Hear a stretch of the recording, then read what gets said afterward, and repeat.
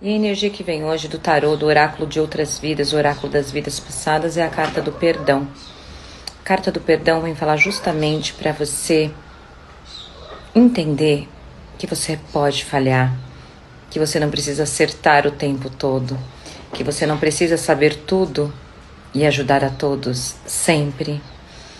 À medida que a gente se perdoa, que a gente para de se culpar de algum erro, de alguma falha, e a gente começa a entender que o controle que nós temos é apenas sobre nós, mas ainda assim, acima de nós, existe uma espiritualidade que controla o dia, o tempo, as horas. A gente começa a se respeitar, se valorizar e tentar mudar o projeto para uma linha de renovação.